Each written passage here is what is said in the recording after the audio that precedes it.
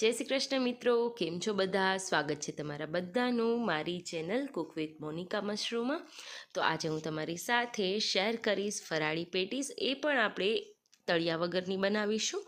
તો આખો શ્રાવણ મહિનો એટલે કે પહેલાં જે પરસોત્તમ મહિનો શરૂ થાય છે તે ઘણા લોકો રહેતા હોય છે. તેના માટેનો આ એક બેસ્ટ ઓપ્શન છે. ઓછા તેલમાં બનાવીશું, હેલ્ધી રહેશે અને ટેસ્ટફુલ બનશે. તો ચલો આપણે ફરાળી પેટીસની રેસીપી શરૂ કરીએ. સૌથી પહેલાં આપણે તેમાં ફરાળી ચટણી બનાવીશું, જે છે કોથમીર મરચાંવાળી. તો તેના માટે 100 ગ્રામ જેટલી કોથમીર ધોઈને મિક્સર જારમાં ઉમેરી દઈશું.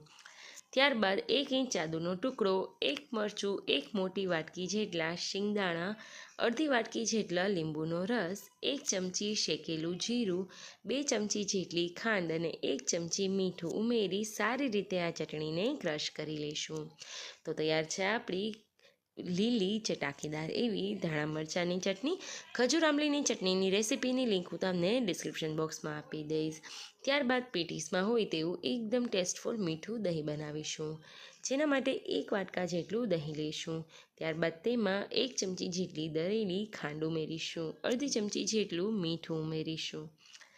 લાસ્ટમાં અહીંયા થોડા એવા ઝીણા સમારેલા ધાણા ભાજીના પાન ઉમેરીશું. આ ચટણીમાં તમારે દાળ અવેલેબલ હોય તો તે પણ ઉમેરી શકાય. હવે સરસ રીતના હલાવી લઈશું. તો દહીંની મીઠી એવી ચટણી અથવા તો મીઠું દહીં અહીંયા તૈયાર છે. તો હવે બનાવીએ તળિયા વગરની, ઇન્સ્ટન્ટ બની જાય તેવી માવો અલગથી ભર્યા વગરની ફરાળી પેટીસ. આખો મહિનો જે લોકો રહેતા હોય તેને તો આ રેસીપી જરૂરથી શેર કરજો.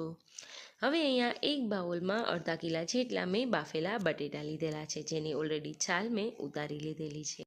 તો સૌથી પહેલાં અડધી ચમચી જેટલી વરિયાળી, અડધી ચમચી જેટલા તલ, 2 થી 3 કાજુ અને બદામના ટુકડાઓ, અડધી ચમચી જેટલો ગરમ મસાલો, 1 ચમચી જેટલી દળેલી ખાંડ, અડધી ચમચી જેટલું મીઠું, 1 મોટી ચમચી જેટલું ચટણી પાવડર, અહીંયા આદુ મરચાંની પેસ્ટ પણ ઉમેરી શકાય, અડધા વાટકા જેટલી કોથમીર ધોઈને ઝીણી સમારેલી, 1 લીંબુનો રસ અને લાસ્ટમાં 1 ચમચી જેટલું તપકીર ઉમેરીશું. આ બધી વસ્તુ ઉમેરાઈ જાય ત્યારબાદ 1 ઇંચ જેટલો આદુનો ટુકડો ખમણીને ઉમેરી દઈશું.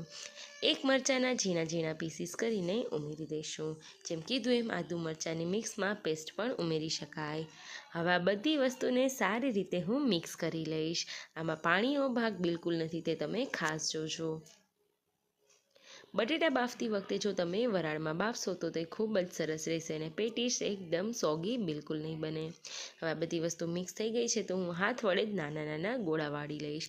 નોર્મલી આપણે જે પેટીસ બનાવતા હોય તેમાં વચ્ચે આદુ મરચાંનું તલનું બધાની મિશ્રણ કરીને ઉમેરવામાં આવતું હોય છે. આપણે બધી વસ્તુ સાથે ઉમેરી દીધેલી છે, તો જેને એકદમ ઇન્સ્ટન્ટ અને ફટાફટથી તળિયા વગર બને તેવી.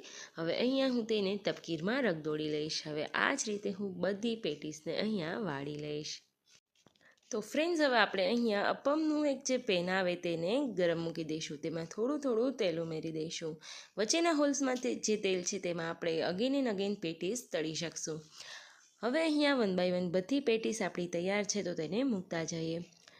જે વચ્ચે હોલ છે તે ફટાફટથી ગરમ થતા જતા હોય છે, એટલે આવી રીતના બધી બાજુ આપણે પેનને ટર્ન કરતા જશું. તો ધીમે ધીમે તમે જુઓ છો એ રીતના પેનમાં સરસ રીતના પેટીસ કૂક થવા લાગી છે, તો સાઈડ બાય સાઈડ તેને ફેરવતા જશું. તો ફ્રેન્ડ્સ, હવે સેમ રીતે આપણે બધી પેટીસને અહીંયા સેલો ફ્રાય થવા મૂકી દઈશું. તો તમે જોઈ રહ્યા છો એ રીતના ધીમે ધીમે પેટીસ છે તેનો કલર ચેન્જ થવા લાગે એટલે તેની સાઈડને પણ બદલતા રહીશું. પરસોત્તમ માસમાં રેગ્યુલરલી આપણે ફરાળની એક રેસીપી તો જોશું જ, પણ આવતીકાલથી શાર્પ 10 વાગે મારી ચેનલ પર રોજની વાર્તા હું પબ્લિક કરીશ, તો એ જોવાનું બિલકુલ નહીં ચૂકતા. અને હા, ઘરમાં વડીલો હોય તો તેને પણ જરૂરથી સંભળાવજો. હવે આ બધી પેટીસ એકસાથે સરસ રીતના કૂક થઈ ગઈ છે, તો 1 થી 2 મિનિટમાં જ આપણી પેટીસ તળિયા વગરની તૈયાર છે.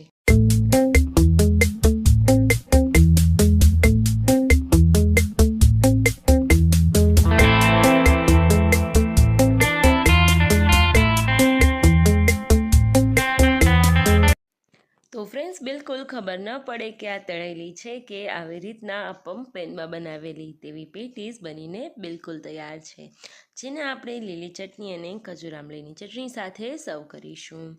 સેમ મેં જેમ આગળ કીધું એમ આપણે તેની ચાટ પણ સર્વ કરી શકીએ. તો આ ચાટ બનાવવા માટે 2 થી 3 પેટીસને આવી રીતના હળવા હાથે પ્રેસ કરી દઈશું. ત્યારબાદ તેમાં બધી ચટણી ઉમેરતા જઈએ, જેમાં કોથમીર મરચાંની ચટણી, મીઠું, દહીં અને ખજૂર આંબલીની ચટણી ઉમેરી દઈએ. કોથમીરથી ગાર્નિશ કરીશું, થોડું એવું ટોપરું અને લાસ્ટમાં તૂટી ફ્રૂટીથી ગાર્નિશ કરીશું. તો આશા છે ફ્રેન્ડ્સ તમને તળિયા વગર કે અંદર સ્ટફિંગ ભરવાની ઝંઝટ વગરની આ પેટીસની રીત સારી લાગી હશે. તો બીજાને ફટાફટથી શેર કરી ચેનલ કુક વિથ મોનિકા મશરૂમને પણ સબસ્ક્રાઈબ કરી દેજો. Thank you.